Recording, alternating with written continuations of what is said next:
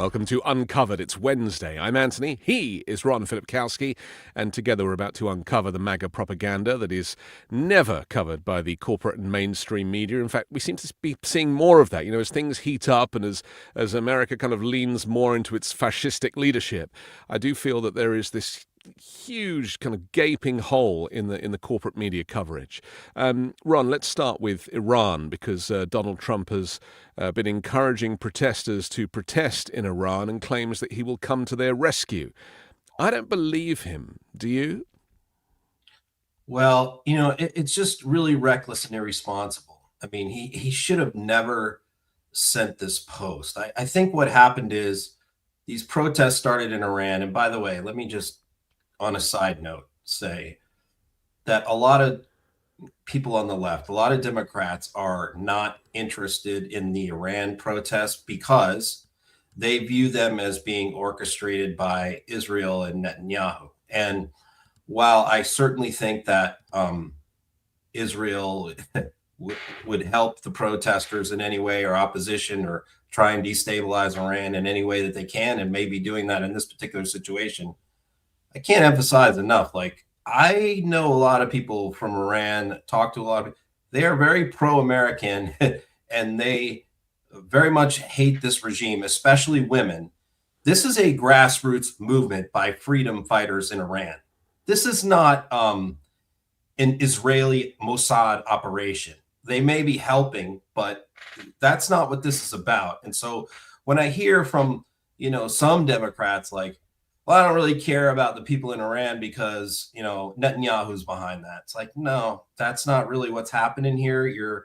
Your hatred for Netanyahu, and I intensely dislike him as much as almost anybody, is clouding your judgment on this particular issue. These are very brave people that are getting murdered by the thousands in Iran. So, when Trump sees this happening, and, as the hours went on, I'm talking about like 2 weeks ago, he's seeing, well, a lot of international experts saying this really could be it. This is really significant. That this actually could tangibly overthrow the regime. You have Trump put out this reckless tweet 12 days ago saying, hey, if you rise up, there it is, if we will come to your rescue. If Iran kills any peaceful protest, at this point, they had not killed any.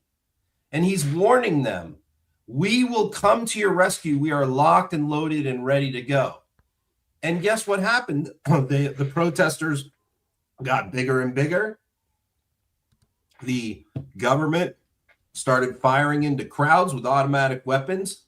The latest death toll that I have seen, I think it was reported by NBC, was 12,000 minimum, up to 20,000 people have been killed in the past 10 days. This is after Trump told them, we will come rescue you. So where are we? So where we are now is all these people are dead. And, now Trump is rumored to be about to launch missiles. Well, the problem here is that that's always Trump's preferred method of combat, which is to just launch a missile at somebody. But sometimes that doesn't exactly work. And I don't think it's going to exactly work for us to launch a few missiles at government buildings here with a regime that's been entrenched for, almost 50 years. I mean, what does "we'll come to your rescue" even look like? I mean, it Boots doesn't on the actually, ground. but it doesn't actually make any sense, does it? That means you have to send troops in there. Right. And so he's obviously not going to do that. And the other thing about Iran is Iran has been kind of public enemy number one for Trump for years, right? And obviously he undid the Iran nuclear deal that Obama did because Obama did it. Then he's now spent the last years trying to get them to kind of re-agree to some other kind of deal, and ended up, bombing a mountainside where apparently there was kind of some kind of nuclear effort going on in there. And so this is really just a total foreign policy mess on behalf of the Trump regime. There is absolutely no plan. And so to seek to want to liberate the Iranian people after having kind of bombed the regime previously, it's just typical Trump. this is going to keep happening, not just with Iran. I'm predicting a whole bunch of new countries that are going to happen. I mean, Iceland was mentioned a few hours ago. I mean, this couldn't get more insane, not just for us here in the US and for the people of Iran, but for the international community, who are absolutely in the worst condition right now, because they're talking in the language that Trump could kill everybody. I mean, I've actually heard diplomats use that language. Well, here's why I think Trump made that post, because at that time, that was when protests had been going on for about 2 days, and they were building and they were getting bigger. And a lot of reports were like, hey, they could actually topple the government here. Trump hadn't up to that point said anything at all about protests in Iran, nothing. And so I think in his mind, what he was saying is you could have one of the most significant revolutions since the Cold War, since the Soviet Union was overthrown. You could have one of the most significant revolutions in world history happening right now, right under Trump's nose, and he has no involvement in it, which means he gets no credit for it. Yeah. And I think he put that tweet out because he was trying to jump in there and so he could claim if this was successful, hey, it was successful because of me. I threatened the regime not to touch the protesters, and see, they were successful, and that was because of my tweet. I really think in his brain that's why he put that up, because keep in mind, this didn't come from Rubio. This didn't come from the State Department of the U.S. government. This came from him on like a weekend down at Mar-a-Lago, where he's, coming off the golf course where he posts this. So, and I think what it ended up doing is it may have well ended up getting thousands of people killed, because these people, they get access to information from the United States. They know what the president's saying. When the president makes a post, we will rescue you if you're attacked. People believe that. And people may have gotten out and gotten involved in these protests who otherwise wouldn't, who got killed because of his post. Well, because he thinks it's a game show. I mean, he genuinely thinks he's on TV and he's playing the role of a president and he can say and do anything. And because there are no experts or adults in the room, which is what even sane presidents would require. Here we have an insane president who's working in isolation, just with a few nutters around him whispering in his ear.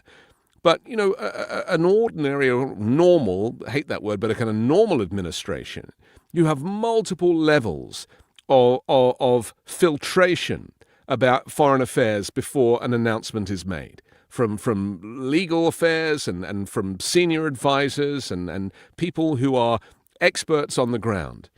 And we have none of that with this guy. If you had like Joint Chiefs Dan Kane in the room, or even Marco Rubio, they would go, okay, sir, what is that? So what if they act on this, the protesters, and they do rise up and the government does start shooting at them as we expect? What are we going to do, sir, exactly at that moment? And the answer is we're going to do nothing for 12 days, nothing. We're going to sit back and watch 12,000 people be murdered. That's the plan, sir. Well, I would suggest we not put out that statement then, if that's our plan. Right. Our plan is we're bluffing. That's our plan. We're bluffing. Yeah.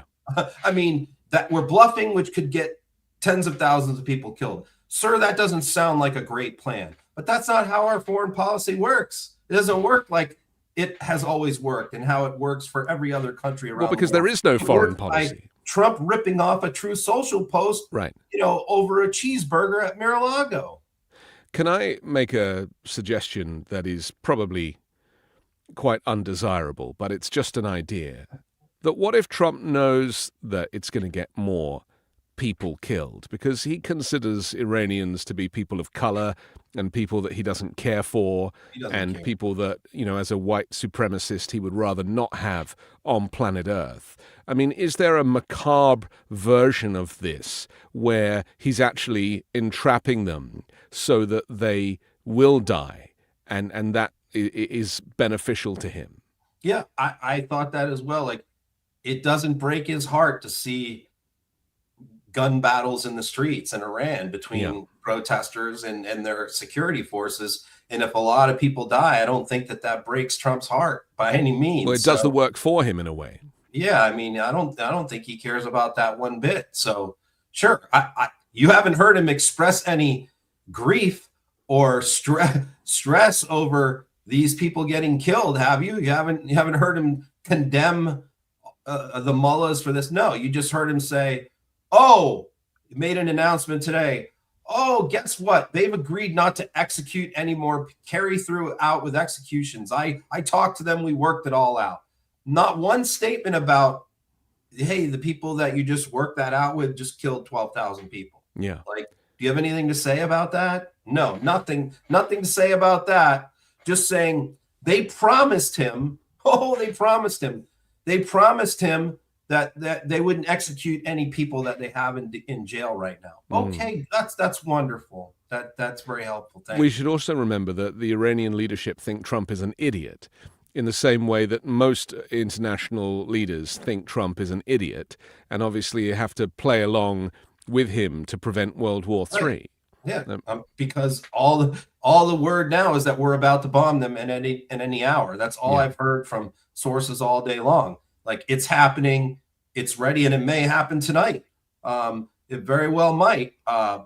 So I think the Iranians know that. They're hearing all that stuff. They see what's going on, and so they're looking to appease him like Putin does. You know, Putin always rolls in 5 minutes before we're about to give some new weapons to Ukraine and dangles some kind of carrot in front of Trump and distracts him away from doing that. And so that could be, Iran could be studying from that playbook. And by the way, who's Iran's greatest ally? It's Putin and Russia. I mean, it's just so sad. The whole thing is so sad, considering this was a no new wars president and a so-called president of peace. He is literally dropping bombs, rhetorically around the whole world. Let's talk about Greenland now. They've been having meetings this morning in the White House. The premier of Greenland came over. I think they moved it out of the White House and over to Vance's residence, because Vance was the one doing the talks, just to get away from Donald Trump. Did you hear that? I did not. Yeah. I did not. I heard that the talks were very brief, that they lasted like an hour. Yes. A lot faster than expected. Well, let's look at the post that Trump put on Truth Social, saying the United States needs Greenland for the purpose of national security. It is vital for the golden dome that we are building. NATO should be leading the way for us to get it. If we don't, Russia or China will, and that's not going to happen. Militarily, without the vast power of the United States, much of what I built during my first term, I'm now bringing to a new and even higher level. NATO would not be an effective force or deterrent, not even close. They know that, and so do I. NATO becomes far more formidable and effective with Greenland in the hands of the United States. Anything less than that is unacceptable. Thank you for your attention to this matter, President DJT. So let's get a few things straight. And then I'll just make the points that Greenland is saying. There are military bases, or there have been over decades, in Greenland.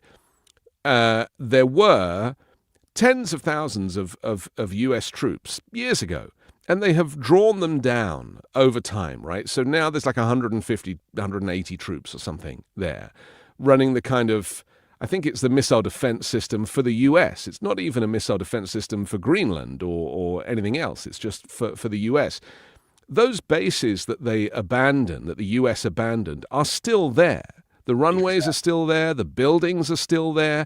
If the US wanted to reoccupy those military bases, to have a strategic military position against what he claims is Russia and China, in the sea, then they could do that easily, and Greenland would welcome that.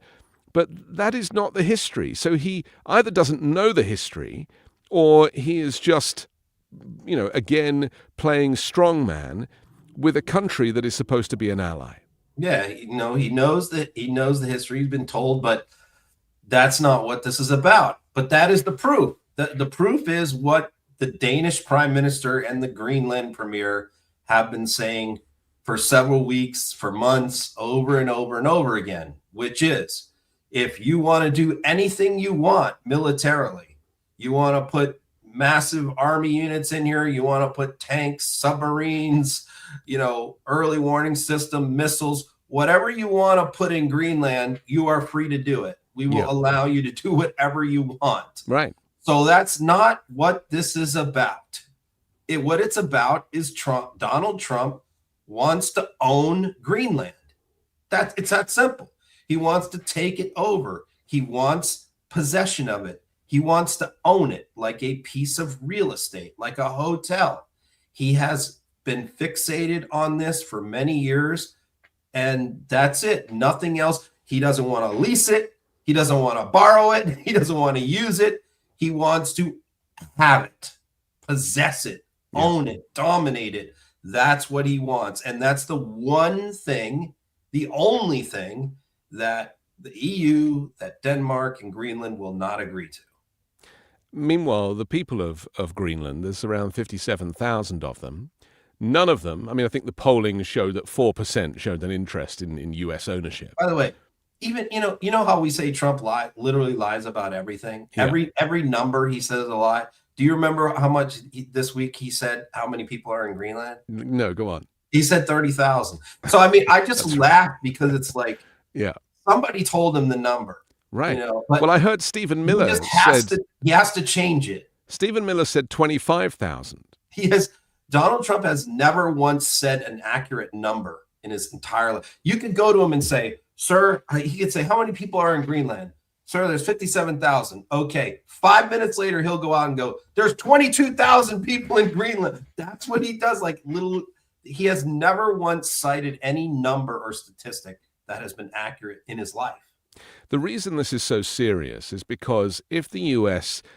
takes Greenland, and I'm sorry if I'm going back to basics on this, but it's important that people understand, because I don't think that we really kind of get what the NATO alliance is all about, is that Greenland as a NATO nation, via Denmark, an attack on one is an attack on all. And so if the U.S. tries to take Greenland, then that means that all of the NATO member states would have to then go to war with another NATO member state, which is effectively the United States.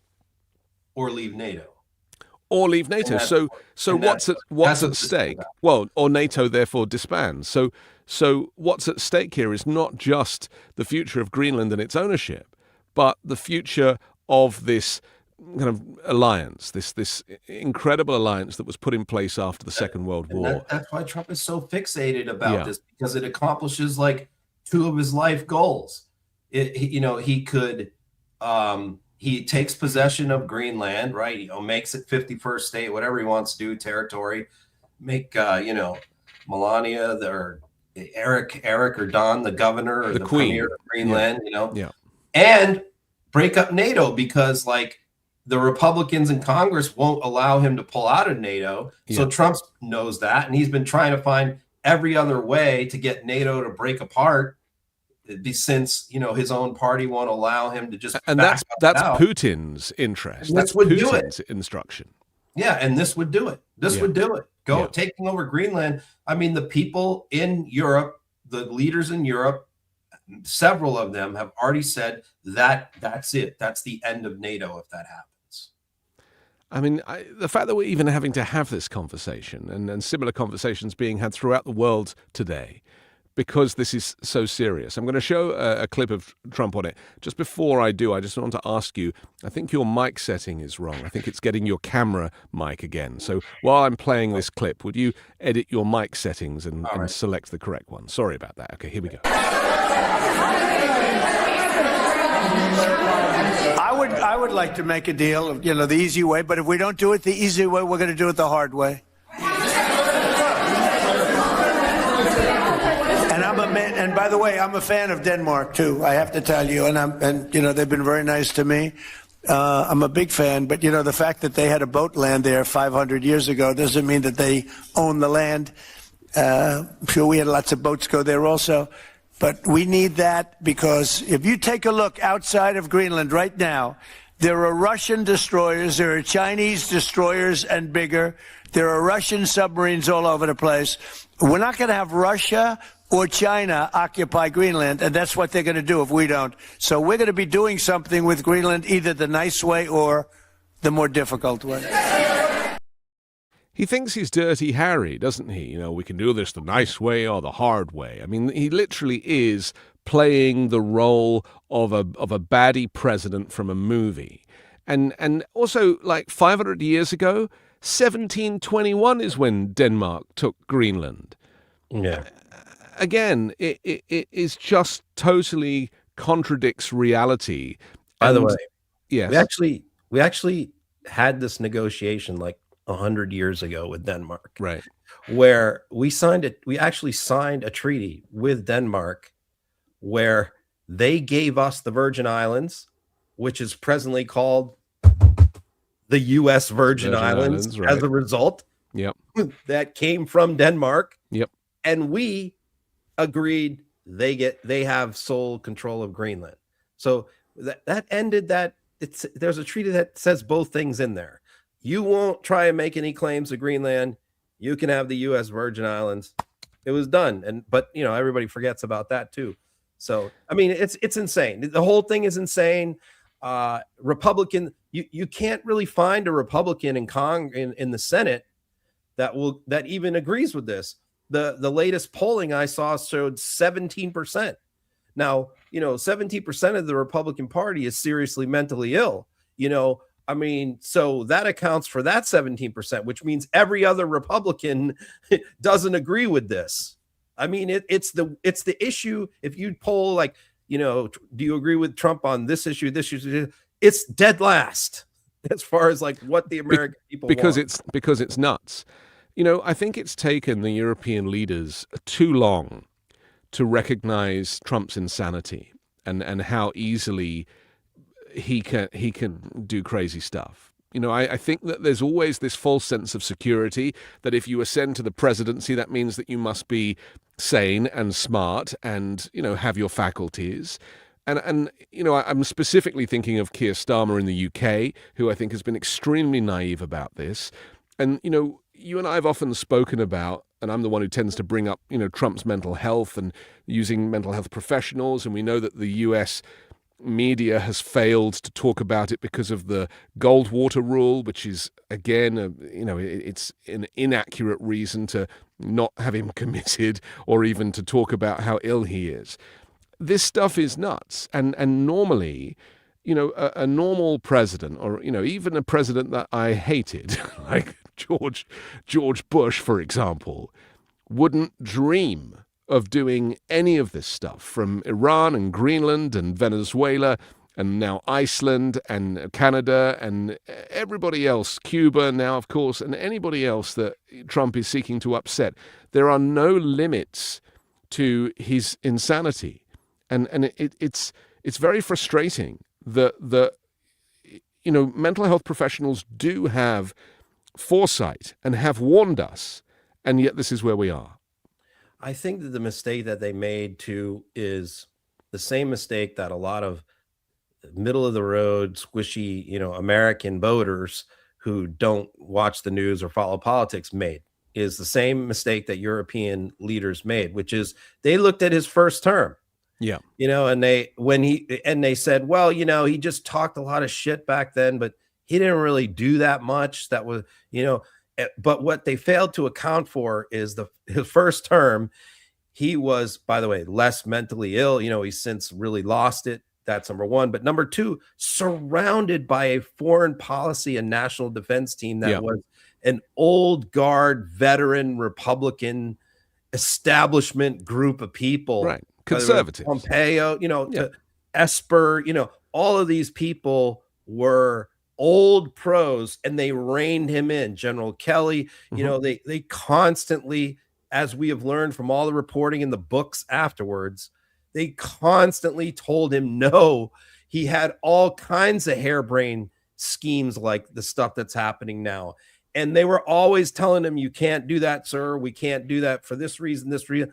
Those people are all gone. And that's what these European leaders are not recognizing. You don't have the general. You have a Hegseth. You have Tulsi Gabbard. These are the people that you have running. You have Witkoff running American foreign policy, J.D. Vance. And so there is nobody there to stop Trump from doing whatever he wants to do on the foreign policy stage, which means that we are literally in the hands of a madman. Yeah, and this is why, for those of us that have made comparisons with dictators from history, I just should remind people, Adolf Hitler's mental pathology, his kind of diagnosis is the same as Donald Trump's. This malignant narcissism is very, very dangerous. It's the personality disorder that drove Hitler. And I'm also seeing it now. You and I have talked a lot about the Second World War and how were Germans kind of converted into Nazis and how were they able to commit such atrocities? And obviously there's a much longer conversation. But when I see ICE now, as we have in Minnesota the last 48 hours, shooting indiscriminately into crowds and throwing people around and dragging people and stuffing people into cars and smashing car windows. And it really made me think of that, where, they lose. And this is why the crowds are shouting shame, because there is a kind of loss of morality. And we're seeing that now, not just from ICE agents in Minnesota, not just from Trump himself and his henchmen, but obviously the Republicans in Congress, because we're still a year from the midterms and 3 years from a general election. It's the Republicans in Congress that can stop this, and they are failing to also. They too are like German officers falling into the mindset of the Führer.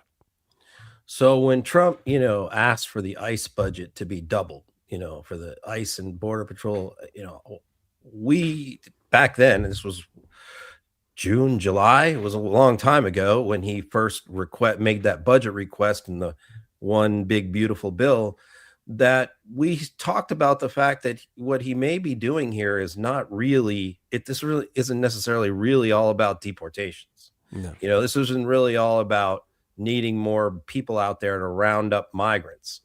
What this could really be about is him building a private army, a brown shirt type, SS type Gestapo force that really answers to him, that is quasi law enforcement, quasi military, but not really either one.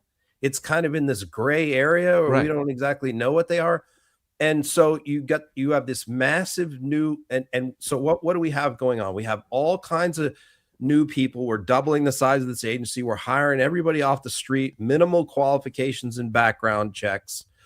They're getting almost no training. It went from 4 months down to 47 days they get at their academy now. And they're recruiting them from gun clubs. They're recruiting them from masks. Yeah. They don't have places where the far right on anymore. Yeah.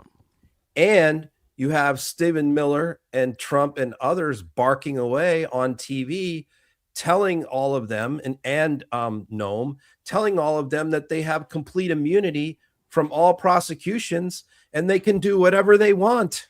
And we won't discipline you internally. The government won't. And if the state tries to arrest you or charge you with committing a crime against one of their citizens, we will go after the state. Yeah. And that's what these people are being told. And this is a very dangerous, very toxic combination of things happening. Let's take a look at Stephen Miller making his argument. To all ICE officers, you have federal immunity in the conduct of your duties. And anybody who lays a hand on you or tries to stop you or tries to obstruct you is committing a felony. You have immunity to perform your duties, and no one, no city official, no state official, no illegal alien, no leftist agitator or domestic insurrectionist can prevent you from fulfilling your legal obligations and duties. And the Department of Justice has made clear that if officials cross that line into obstruction, into criminal conspiracy against the United States or against ICE officers, then they will face justice. I mean, people have compared Miller to Joseph Goebbels, right? And who was a German politician who was, basically that the mastermind behind a lot of the cruelest things that Hitler did. It's frightening that we're even having to make these comparisons. But Miller is also so unwell, so compromised, so cruel, so evil. And it, it's funny, I was thinking when I was in the shower this morning, I hope that's not too much information, that, if there really was a deep state, Ron, the deep state would have come in and taken out all of these people by now. Yeah, well, deep Right? state has proven itself to not to be all it's cracked up to be, Right. as far as a resistance operation. Right. There ain't no deep state. So there never was. And so it allows these people, of course, Miller as a senior advisor to Trump, not just for policy, but now for foreign policy as well. Yeah. He is unelected. He is obviously wouldn't get a job anywhere else outside of working for Donald Trump. And so because nobody wants to work for Donald Trump, and this is the reason why, I hear when people say, they're going to get rid of Kristi Noem or they're going to get rid of Pete Hegseth. Of course they're not. These are the only people they can get, and they are the worst of the worst. So now that Stephen Miller has created this private army of his, who he has just said, you just heard there on Fox, that they are untouchable, that nobody can keep them from doing anything that they want to do, including state law enforcement. What do they intend to do with it? I mean, is this really just about migrants? I don't think so. No. I think this is about using these guys for a lot more. Yeah. And I think that means we will be seeing these guys near polling places during the midterms under the guise that they are looking for illegal alien voters. They're only going to be doing that in Democratic areas, which, by the way, what proves that this is really not about deportations is this fact.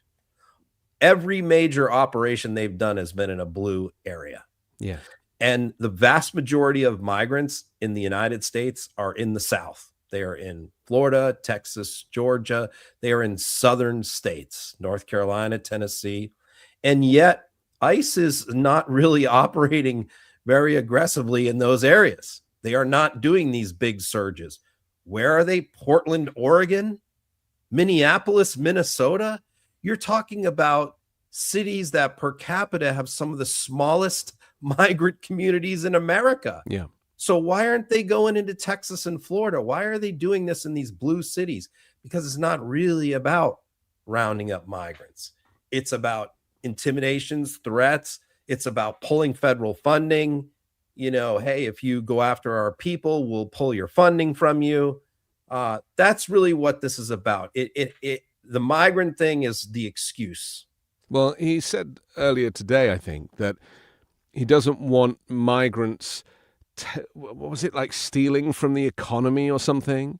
And it was a reference to entitlements and benefits and things, but statistically, it's white American-born citizens who use far more of public services and benefits than migrants do. And not to mention the amount of tax that migrants pay as well. So all of these stories he's going to are cut false. off today. He said he's going to cut off all federal funding to the state of Minnesota. Yeah. Well, it's going to be all Democratic cities, states. It's going to be. Ultimately. That's why they're moving these ICE.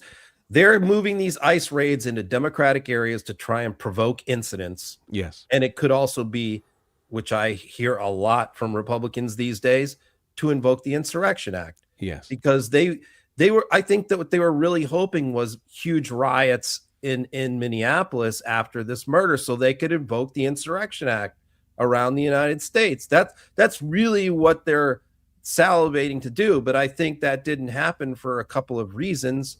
Number one is a lot of the Democratic leaders in Minnesota, including Tim Walz, begged people not to take the bait on that. And so that was one reason. The other reason is it's like negative 22 degrees in Minnesota, and it's just not a great time to protest.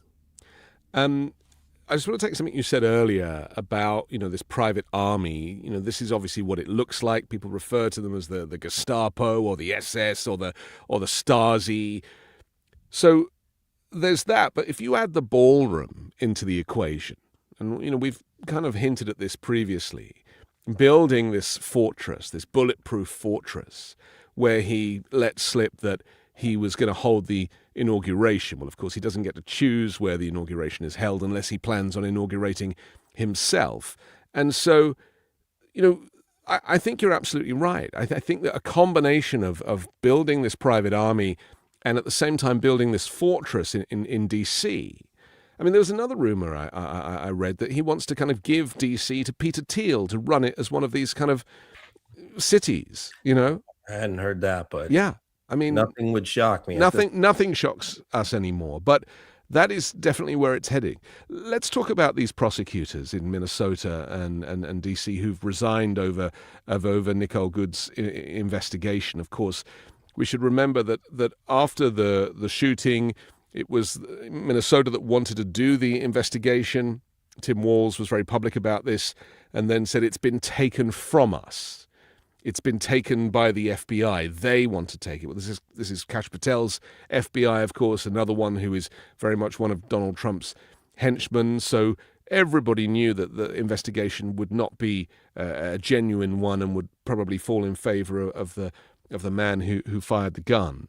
Now we have the resignation of these prosecutors. Just tell us a little bit about this before I play the clip. Well, the entire senior leadership of the criminal division of the U.S. Attorney's Office resigned. And these are, many are Republicans. Republicans, by the way, who have been praised by Pam Bondi and Donald Trump. Why? Because they are the leading investigators and prosecutors for the Minnesota welfare fraud cases. Right. These are the guys and women who have worked on that investigation for 5 years. And they have brought a lot of indictments, and they brought a lot of indictments when Biden was president, and they have brought a lot more since then, and have a lot more that they were planning on bringing. So this is the brain trust of the Minnesota U.S. Attorney's Office, Federal Prosecutor's Office, that Republicans have been screaming for all these indictments. These are the guys that are working on it, have been working on it. And they all just quit. And the reason why they quit is because Pam Bondi ordered them in the wake of the shooting of Rebecca Good to investigate. No, not Jonathan Ross, not the ICE agent. No, to investigate Renee Good's wife, to determine if she should be criminally charged for telling her wife to drive away. She said, drive away, drive away. If that was some kind of like incitement to violence. So after this woman just lost her wife and dealing with now being a single parent in this traumatic episode right before your eyes, you are now looking to prosecute her because she told her wife to drive away. And they said, no, we won't do that. And they were ordered to do it. And so they all had to quit because you either go forward with an illegal, unethical order or you leave. There's no other option.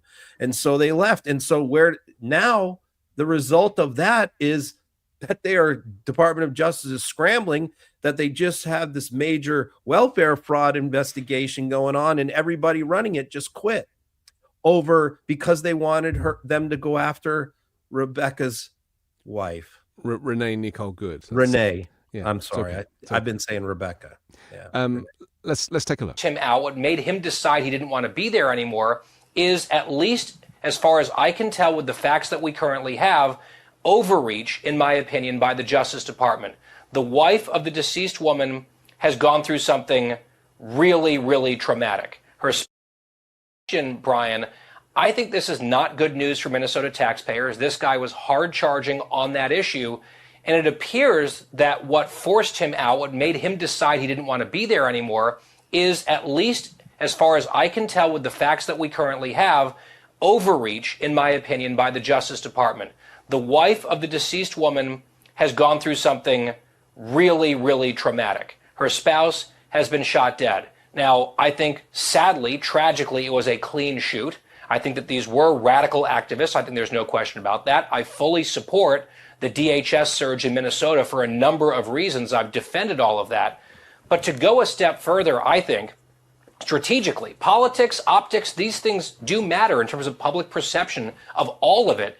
If DOJ is pressuring these prosecutors to go harder after the bereaved wife, and it was a bridge too far, even for a prosecutor like this, I just feel like, unless there's some information that I don't have yet, that seems like an unforced error and a bad political calculation at the very least. That was on Fox News, we should just point out. Yeah, I mean, that's a right-wing talk show host and Fox analyst who, is defending the shooting, but saying the way that the Justice Department is handling this in the aftermath is completely wrong. Yeah. Because, I mean, you're a former federal prosecutor yourself, and I've heard this from Jack Smith when I was listening to his testimony that was hidden in the middle of the night on New Year's Eve a couple of weeks ago, that prosecutors, and I'm keen for you to explain this because I obviously can't, but prosecutors take their responsibilities very, very seriously, and they're not working for, their allegiance is to the law rather than any individual. I mean, we get so many hours of ethics training and rules training and regulations. It's just insane when you're a federal prosecutor, how much that is hammered into your head. I'm not talking about political appointees. I'm talking about the career people. And that's the kind of people who just quit are career people. Yeah. It's just, you're hammered. You're almost like afraid to do anything at one point, because you're just, everything could get you in trouble. And so there's so many rules and regulations in the Justice Department. Like, I can give you an example, just one example of one that I was thinking of is that there was a rule that if somebody agrees to forfeit like a bank account or cars or property, like a drug dealer, I'll forfeit millions of dollars worth of property that I got from my drug dealing if you will give me a couple years off my sentence.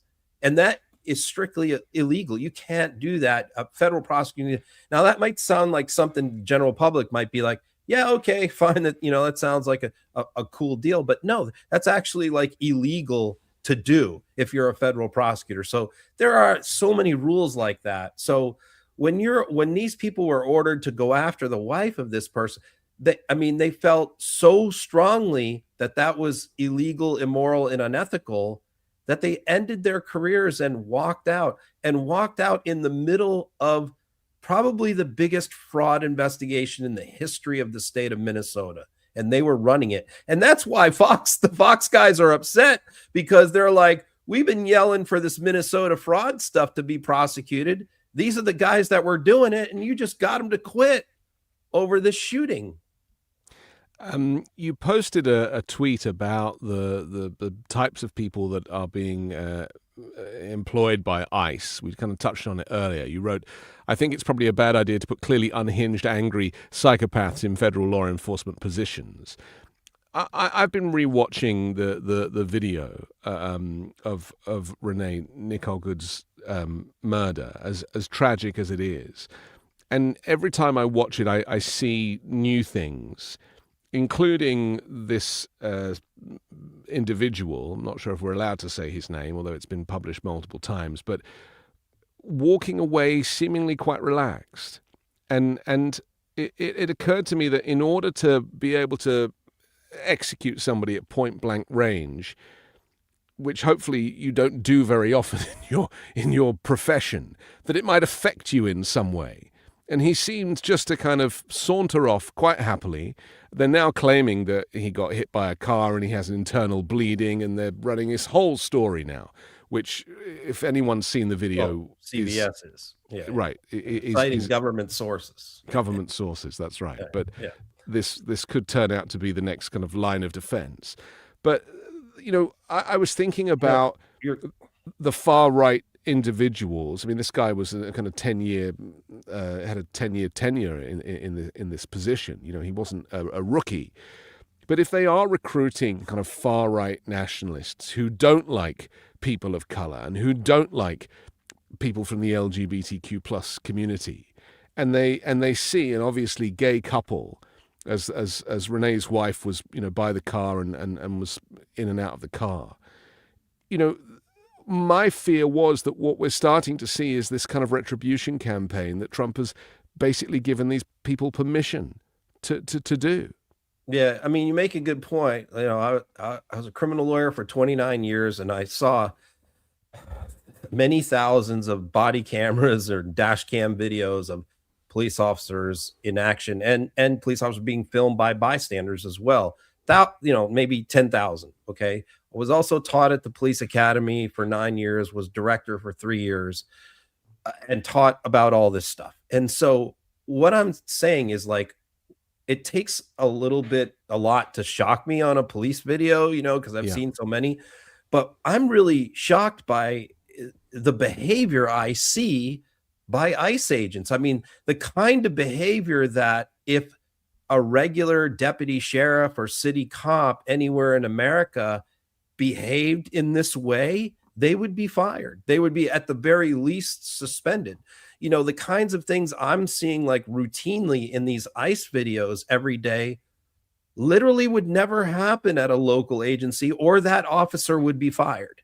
And so it's just kind of shocking to me to see these guys behave so unprofessionally. And then it made me think about it, because I'm thinking, because they're not really law enforcement. They're not, they didn't go through all the training in, like, the verbal judo skills, the de-escalation skills. Right. I mean, officers go through hours and hours of training on how to diffuse situations, how to calm people down. And when I watch these ICE videos, I don't see any of that. There's none of that happening. These guys are looking for fights. They're trying to pour gasoline on the fire. They want combat, it seems like to me. So when I'm used to watching for 30 years police videos of cops trying to calm people down and de-escalate things 99% of the time, and then I'm watching these ICE videos and I see the exact opposite. They are not police. They are a protected federal militia who answer to the president. I mean, Kristi Noem's argument that, well, it was her fault she drove away and therefore she deserved to lose her life. I mean, there was no crime committed. It happens. I've had hundreds of these cases of officers trying to, grab the car, grab the door, and people are driving away. I mean, you don't know how many times that happens in America. It happens literally like 1,000 times a day in the United States, where an officer is trying to get a car to stop and they won't stop. The officer either has to jump out of the way or is near. They're not popping off 3 rounds at the drivers. Right. That's not how you're supposed to handle. Well, you're not supposed to shoot at a moving vehicle, because it. So when I hear these Republicans go, well, the person shouldn't have been driving away, I'm like, I'm just going from my experience of having seen like hundreds and hundreds of these videos of people driving away from police who don't want them to drive away.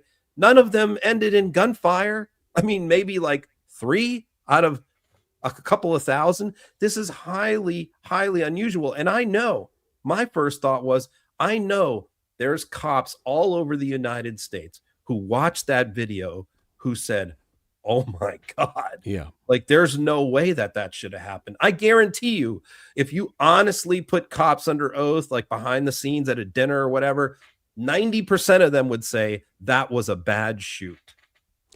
1,350 people were murdered by the police last year.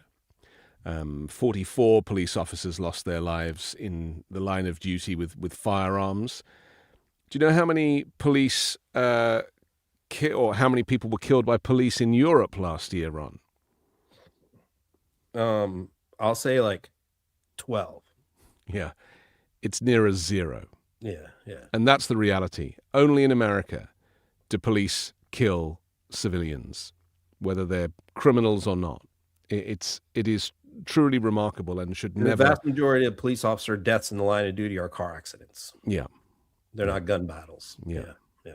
Okay, we have to take a quick break, but I want to come back and talk about, well, we've got quite a few things, including Venezuela. We've got the Clintons and Trump flipping off somebody at a public event. We'll do that next here on Uncovered. Channel the fresh start energy of the new year and finally launch your business with Spotify. 2026 is the year you rewrite your story, your own future, and make your entrepreneurial dreams come true. Start your business with Shopify in 2026 and become who you're meant to be. 2026 is the year you launch your business, the year you transform into an entrepreneur, founder, boss. One powerful move puts your future firmly in your hands. Starting a business with Shopify. Maybe you've got an idea you can't shake, a craft everyone tells you to sell, a store you've already designed in your head. With Shopify, 2026 is when you finally make it happen. Shopify gives you everything you need to sell online and in person. Millions of entrepreneurs have already made this leap, from household names to first-time business owners just getting started. Shopify gives you all the tools to easily build your dream store. Choose from hundreds of beautiful templates that you can customize to match your brand. Setup is fast with Shopify's built-in AI tools that write product descriptions and headlines and help you edit product photos. Marketing is built in. Create email and social campaigns that reach customers wherever they scroll. As you grow, Shopify grows with you. Handle more orders, expand to new markets, and do it all from the same dashboard. In 2026, stop waiting and start selling with Shopify. Sign up for your $1 per month trial and start selling today at shopify.com/uncovered. Go to shopify.com/uncovered. That's shopify.com/uncovered. Hear your first this new year with Shopify by your side. It's New Year's resolution season. I've tried some wild ones, like convincing myself I'm suddenly a 6 a.m. workout guy, or that I'm finally going to learn another language. There is one resolution that's actually within reach this year, and that's where Mando comes in. I've been using their whole body deodorant, and yes, I've actually received it and used it, and I started with the obvious spots like pits, and then I went full send, thighs, feet, and even the hard-to-reach areas, and it works. What surprised me the most is it's not just for masking odor, it actually stops it. I throw it on after my shower, and I'm good all day. Sometimes even into the next day too. No irritation, no weird residue, just fresh. Mando's doctor-created, aluminium-free, baking soda-free, and safe to use anywhere on your body. Solid stick, spray, whatever works for you. So don't mask it, Mando it. You can find Mando at Walmart or Target, but for the best deal, go to shopmando.com and use code UNCOVERED for 20% off plus free shipping. That's shopmando.com, code UNCOVERED. Support the show and smell better doing it. Mando's got you covered. And you can find links to our sponsors down in the description below. Ron, let's talk about Venezuela. We're going down the list of countries that Trump is invading, and in this case, kidnapping the former president. We thought it was regime change, but then he puts in, or he allows the deputy to take the top spot, which suggests it's not regime change. So then what was it? I mean, international law's obviously being broken, but has it? It's all very confusing and a whole lot of backtracking. But obviously oil is at the center of a whole lot of this, and minerals and goodness knows what else. I'm just laughing because the Trump administration just took the position in court today that it was really about protecting indigenous people from being displaced by mining. And that's so they actually argued to a judge today that we went into Venezuela to help the indigenous people who are being persecuted by the Maduro regime. That's nice of us. First time for that. It's remarkable, isn't it? Yet he sat down with his friend Sean Hannity on Fox News and said something quite different. This one issue, do you foresee a Venezuela that will have free and fair elections?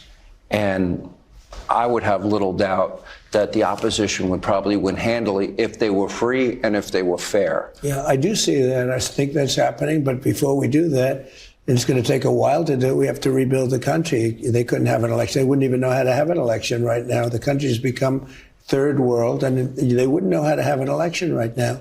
We're going to rebuild the oil and the oil infrastructure. We'll be in charge of it. It's going to do great and make a lot of money. And we're going to take it from there, but we're going to rebuild the country, and ultimately you're going to have elections. when you talk about increasing defense spending, he's just a terrible racist, isn't he? At the end of the day, that's an exercise that we've gone through with Hannity. Jason and I laugh about it all the time because we have to watch this crap with the leading questions where he's trying to steer Trump, back to the light, come back to the light. Trying to like lead him to sanity.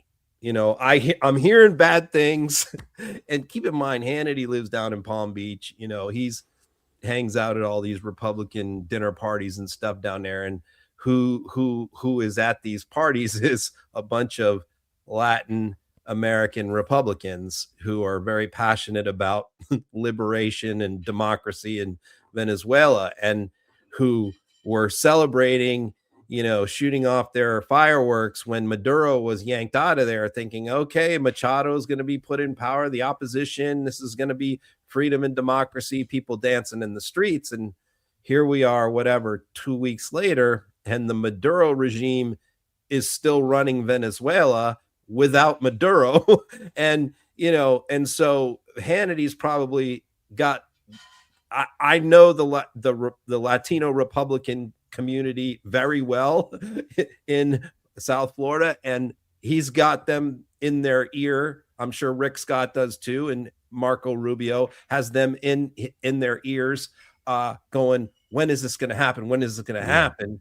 This isn't what we thought was going to happen. We didn't think this was about oil. We thought this was about freedom for the people of Venezuela. And so Hannity's hearing all this. So he gets Trump, and he's like, you understand, you intend to have elections, right? And the opposition will win and everything will be great. And Trump is like, what are you talking about elections? We're not having any elections anytime soon. We're worried about the oil right now, which means we're having elections like never. I mean, it's no different to him saying, I'm coming to save the people of Iran in these protests. I mean, same concept. Or I'm coming to support the people of Greenland who have been ignored by the Danes all this time, He doesn't care about any of these people in any of these countries. And so that's, it's not a good time to be a Republican congressperson from South Florida who continues to tell their constituents, don't worry, Trump's going to have elections. When Trump keeps saying, no, I'm not having elections. I just want the oil. And by the way, new reporting today from Semaphore, Blockbuster New reporting that, remember Trump seized all this oil from down there, and the new Maduro VP, now president, agreed to hand over all this oil to the United States. And we always say, well, what happened to it? What happened is it's being sold, and the money is being put in a bank account in Qatar. It's not going to the U.S. Treasury. Trump is putting it into a bank account in Qatar. Now, in theory, it's a bank account controlled by the United States, but why is he putting the money in a bank in Qatar exactly? Explain that to me. That's where the oil money from the oil we're seizing in Venezuela is going. Well, maybe he's paying for the plane. Maybe he's putting down a deposit on the aircraft. Hello.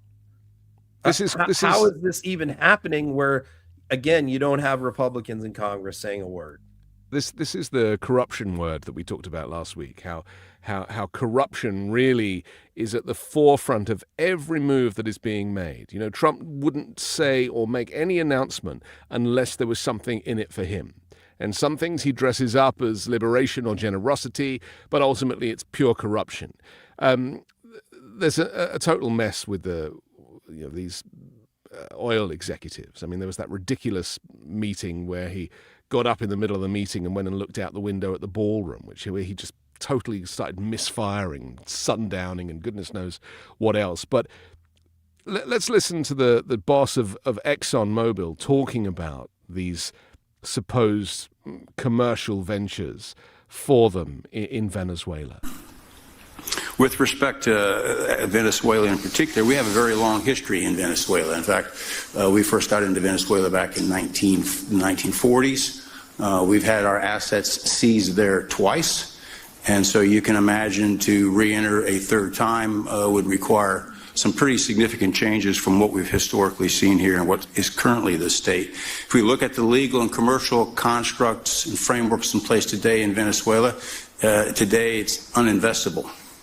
And so significant changes have to be made to those commercial frameworks, the legal system. There has to be durable investment protections, and there has to be a change to the hydrocarbon laws in the country. We're confident that with this administration and President Trump working hand in hand with the Venezuelan government, that those changes can be put in place. Trump was the reason they all pulled out of Venezuela in the first place, Ron. I mean, he just blew up the whole meeting right there. You know, Trump calls all these oil executives in, and he thinks that like the messaging for the day is going to be how happy they all are and how anxious they all are to run into Venezuela and pull all this oil out. Now it's going to be great for America. And literally every executive in the room said the same thing as what that guy just said, although that guy said it in a little bit more of a biting way, which is we can't go in there. We can't go in there anytime soon. This would take many years, and we're concerned because the last 2 times we went in there, the government seized our stuff. And, how do we know who's going to be in charge there? Right. One of them told the press off the record, he's like, he could do a tweet tomorrow and we lose everything. I mean, he could change his mind about the policy and we just lose whatever, $50 billion worth of oil platforms or something. How can we rely on him, to protect us? So what we know is that this would cost many hundreds of billions of dollars in infrastructure, security, everything else before they would even see the first dollar in profit, that these oil companies are not willing to put up that kind of an investment right now when the oil market is flooded with oil, the world oil market, and is going to be for some time, when they can get all kinds of oil out of Canada, the United States, and other places. Why do they need to go into an unstable situation like Venezuela, which is going to cost them a fortune to get the oil out of there? So that's what they all said. And, Trump after that was the next day, like posted an angry tweet about that Exxon guy who said that. And by the way, if you saw Susie Wiles' face when he said it's uninvestable, her face got really angry at that moment. And Trump sent out an angry tweet specifically naming that guy and saying, Exxon will not be invited to Venezuela. You're not allowed to come to the party, which, the guy just basically said he's not interested anyway. This is why you don't want a failed businessman who played one on TV to be the president. It's like time and time again, we are reminded why Donald Trump has been a failure. Just because he licensed his name onto other people's buildings didn't make him the great success he told us he was. His whole life has been performative. And I keep referring to this reality TV show that he thinks he's in. Unfortunately, we're all having to live in it as well. And as we know, if you worked in television, none of it is real. Everything is for the camera. And so that's all he knows. That's what his whole life has looked like. Even when he describes coming down the escalator, this is a storytelling thing that he does, this kind of visual. And he just bakes it into the popular narrative. Yeah. It's clever, but it lacks any depth. It's so sad because real people with real jobs and real careers and real businesses are having to pick up the pieces behind him. Yeah, I mean, those are serious people in that room who know what they're talking about. Right. Who, they have hundred billions of dollars at stake. And they're not going to run into Venezuela because Trump, is all excited about something, But that's what Trump thought. I mean, Trump literally thought like all these guys are going to be running down to Venezuela. And there wasn't one taker in that room who was interested. So now where are we at? We just removed Maduro. I mean, he got some oil that he just sold and put in a bank account in Qatar. But where do we go from here? Now he's got a headache because he's got a bunch of people, Latino people in South Florida, Republicans who are yelling at him, wanting Machado in office, wanting the opposition in office. And so how are we going to do that? because that involves much more than just snatching Maduro out of the country. Yeah. That involves taking over and running the country. That Well, involves he'll have a to revolution, then a civil kidnap everybody war. else. Right. So what is Trump going to do? He's either just going to tell these people in South Florida to go take a flying leap. He doesn't care. And he's just going to wash his hands of the whole situation and say, we got Maduro, you should be happy. I mean, I know these people, like, they care very passionately about this issue. And I can't imagine them just letting this go. He also doesn't have the manpower. I mean, do you remember when he was asked last week who's going to run things, and he pointed to Hegseth and Stephen Miller behind him? Yeah. I mean, the more countries that he invades and kidnaps the leaders of, who's going to kind of step in and actually do the work where he says we're going to run it? Like, who's he actually talking about? I have no idea. Marco Rubio, he seems to be running everything. But they can't that's organize. Not who the Venezuelan Americans are thinking about. Yeah. That's not who, and it's not just them. It's the Cubans, it's Dominicans. It's all of them. They're all in this together. The Latino American community, and I'm saying the South Americans because you have to sort of separate out some of these different communities. But right. The South Americans are kind of in solidarity on this kind of stuff, and they're all together where they do not expect the Maduro regime to remain in power. And they're only being held back right now from their rage by them continuing to be promised that it's coming, democracy is coming, just be patient. Yeah. But that's not going to fly for very much longer. No. We should remind people that the Trump and MAGA Republicans and the GOP historically, they don't build or fix anything. All they do is undo. They deregulate, that they cancel things, right? That there is no infrastructure week. There is no healthcare plan. There is no anything. They have absolutely no ability to create policy. All they do is undo and take away people's rights. He was asked about Machado, and he kind of thought the question was more about the Nobel Peace Prize. Let's take a look. But this country is now based on merit again. Let me ask you about Maria Corina Machado. I've had her on TV this week. Yeah, she's a very nice person. Okay, she won the Nobel Peace Prize. Yes. When she accepted that Peace Prize, she dedicated it to you. She said to me this week, both on TV and radio, that she wants to give the Nobel Prize, her Nobel Peace Prize, to you for liberating her country.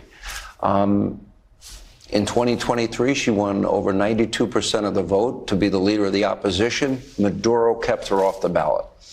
Do you have any plans to meet with her? And would you accept the Nobel Prize she wants to hand to you? Well, I understand she's coming in next week sometime. And I look forward to saying hello to her. And I've heard that she wants to do that. That would be a great honor. Mm-hmm. I did put out 8 wars.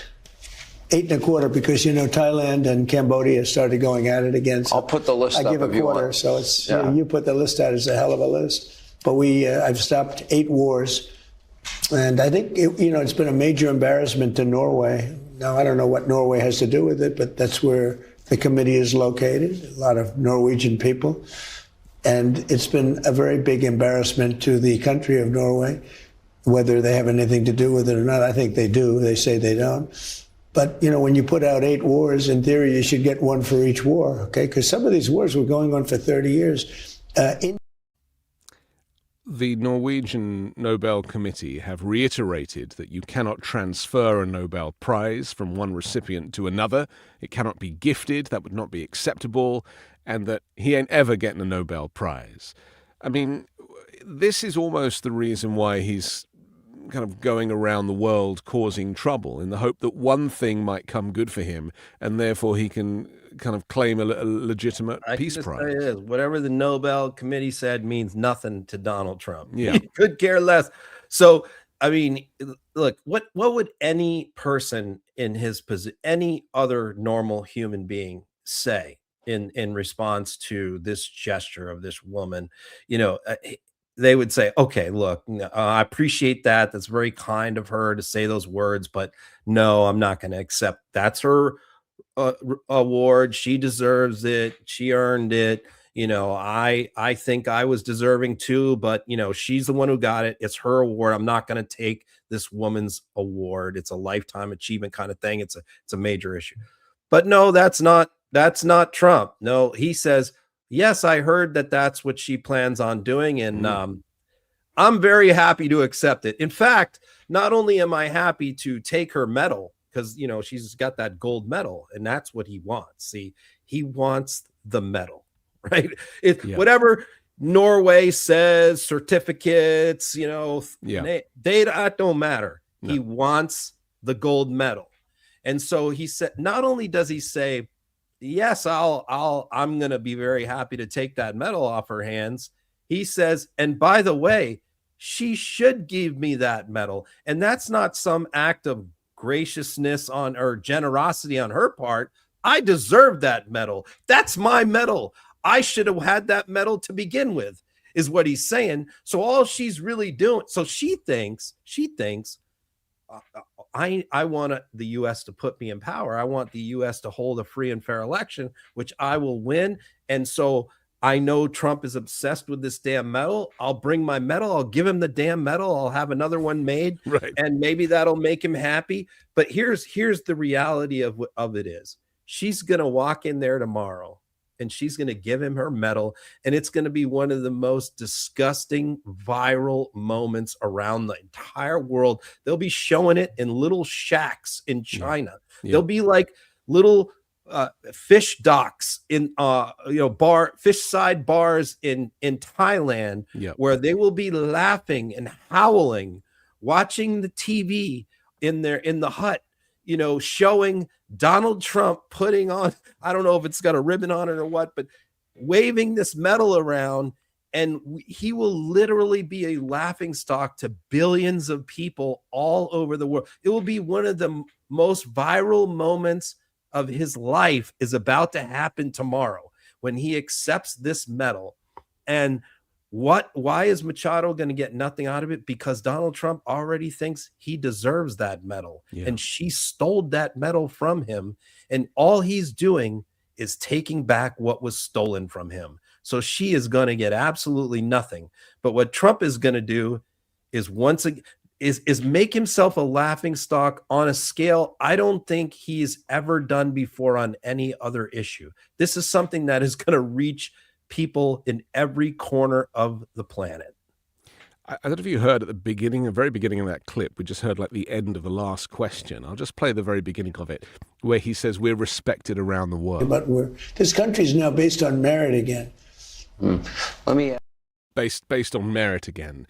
The reality, as you just described, Ron, is that the world is, yes, they're holding their breath because, of course, there is the fear that he is increasingly dangerous and volatile.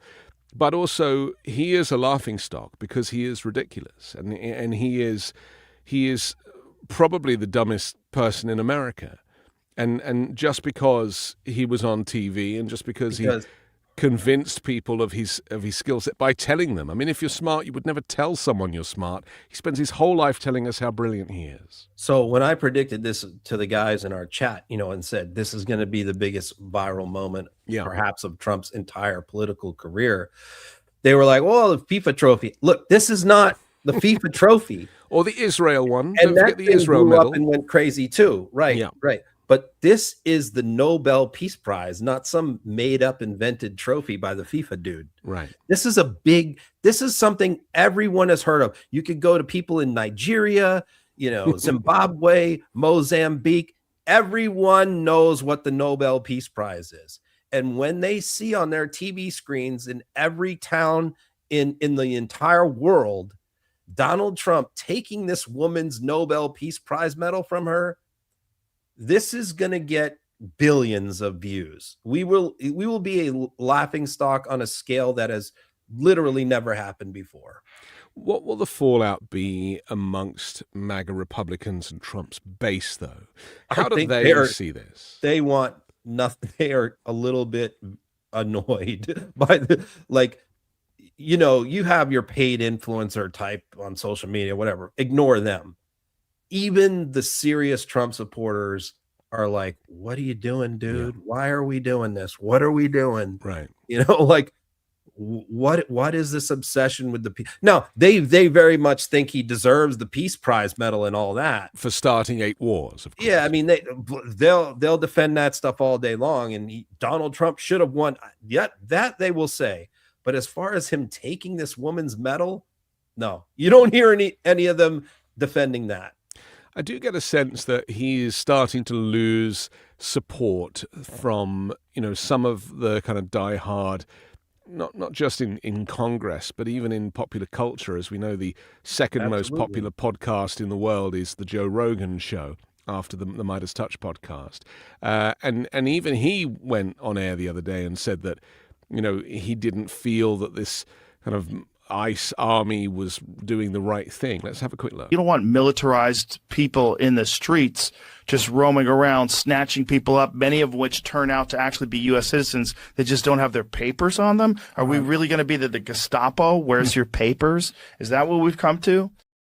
And so in addition to Rogan, we've seen some Republicans in Congress pushing back as well. How, they are the key. We said earlier, it's another year till the midterms.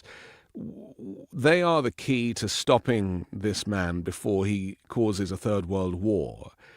Do you think we're going to start to see more people, not necessarily defecting, but pulling away from that mindset that everything that Trump does is right? I do. It's not going to be like across the board. It's not going to be the people in the safe seats, but it's going to be those people in those dicey areas, that have some tough races as we get closer to those. And as Trump continues to go further and further out in the extreme on some of this stuff, because, I do think they're going to start to abandon him on a lot of things because, look, these guys don't really get confronted very much, the average rank and file Republican in Congress, on things that Trump is doing. They don't get microphones stuck in their face going, do you agree with Trump on what he just did in Greenland?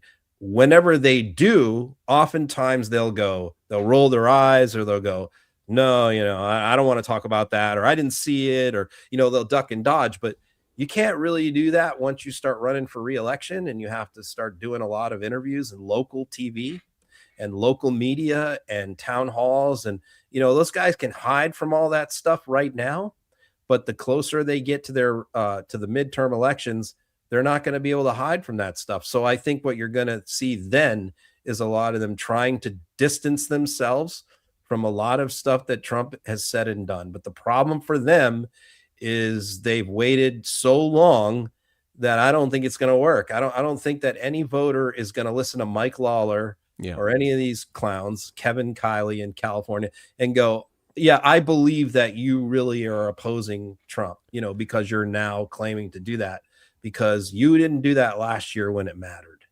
Trump's attacks on Jerome Powell, the Fed chair, has been another one of these sticking points, right? Yeah. So we've heard from Republicans, we've also heard from international business leaders, we've heard from foreign leaders as well, saying that this is a step too far and that Trump's going to screw the U.S. economy, and that why is he trying to take control of the Fed, and does Trump, as he wants Venezuela, does he just want to run the Federal Reserve himself? This is problematic for Donald Trump also, isn't it? Yes. You have almost across the board, Republicans in Congress saying, like, we can't do this. This is not the way. We can't be, they're always very careful to say how much they hate Powell to go along with Trump's mania. Yes, I agree. Powell's terrible. Powell's doing a terrible job. We can't wait until Powell is gone, at the end of his term, which is in like a year, good riddance. And Trump, I'm sure, is going to replace him with somebody better. All that. They'll say all that. But then they'll go, but, I don't agree with him being criminally prosecuted on some trumped up, pardon the pun, charges, BS charges to try and intimidate him to lower interest rates.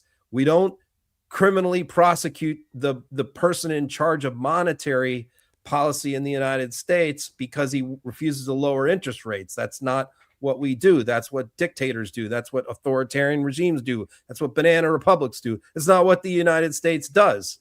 And so they're like, no, this is too much. But, but then you got these handful of enablers in these safe seats, like Kevin Cramer, the senator from North Dakota, who, would never lose.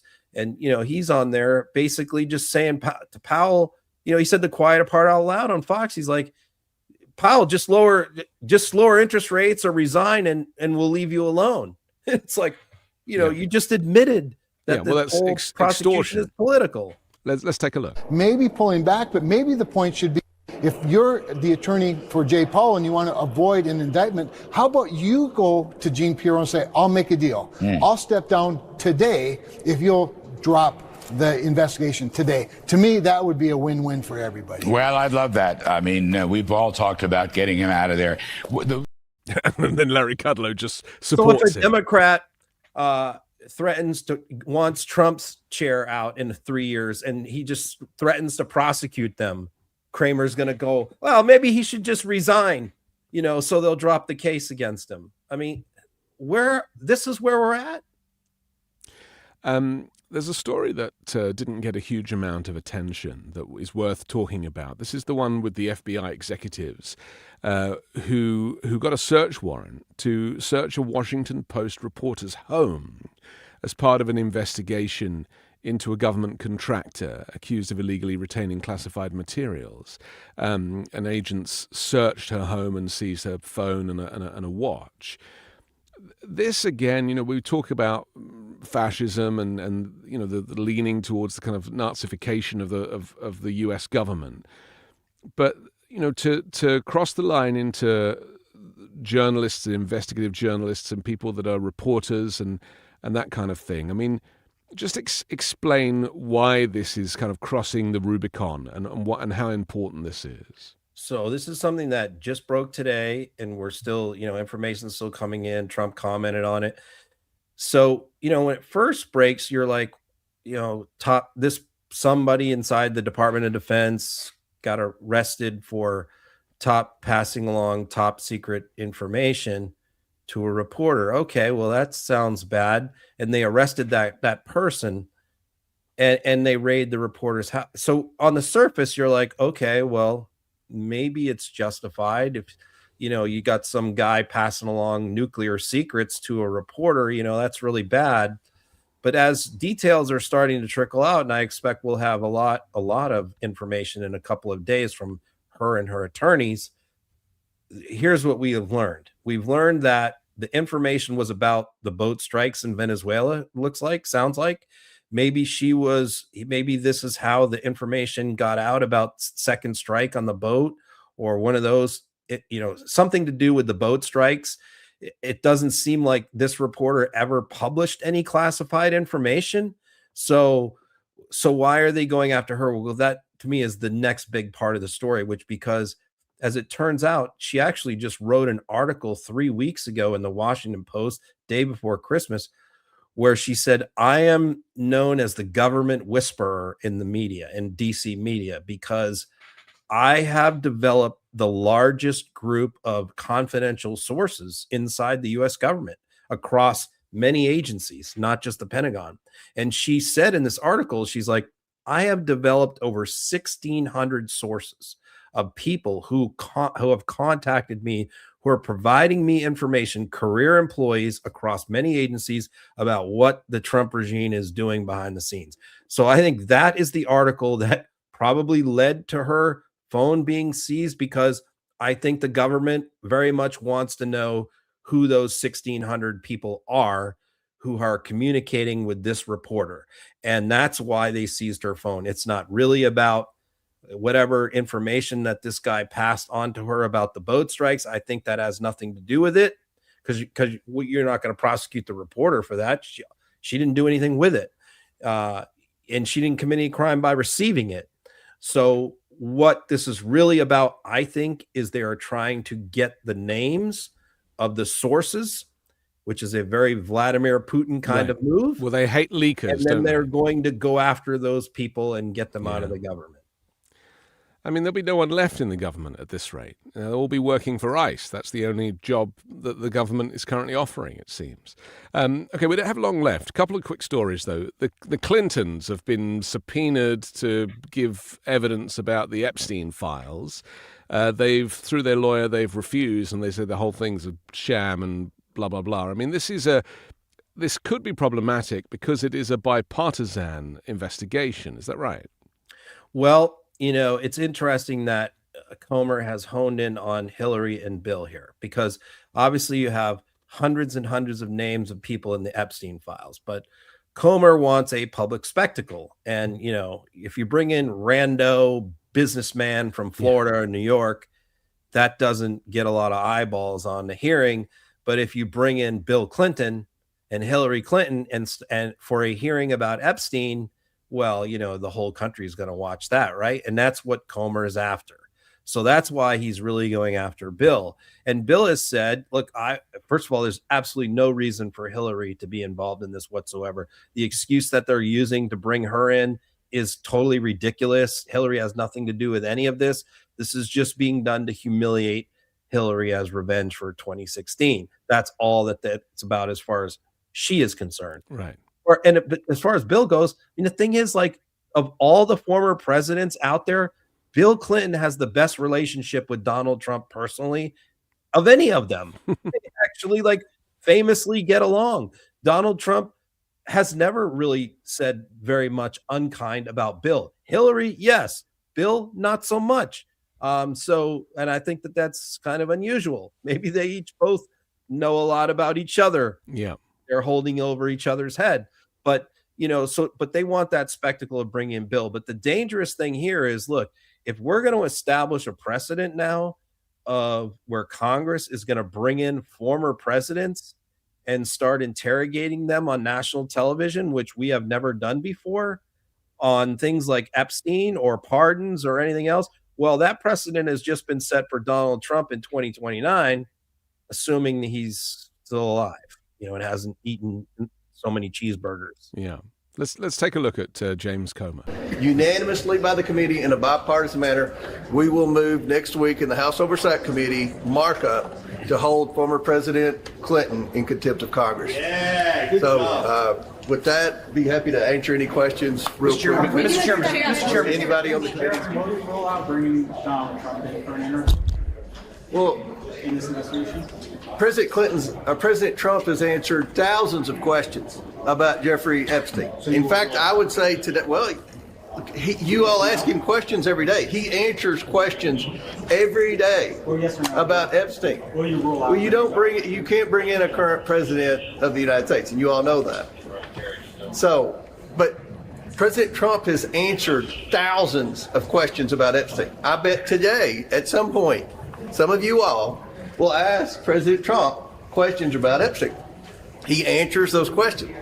To my knowledge, former President Clinton has never answered questions about Epstein. And we just had questions because, again, I think anyone would admit they spent a lot of time together while Bill Clinton was president and post-presidency. The Epstein cover-up continues, it seems. Finally, Ron, let's talk about this moment where Trump went to, was it the auto workers that he went to visit? But a protester or just a citizen, shouted something out about him covering up the Epstein files, and his response was to give them the middle finger from the President of the United States. Let's have a quick look, see if we can make sense of this.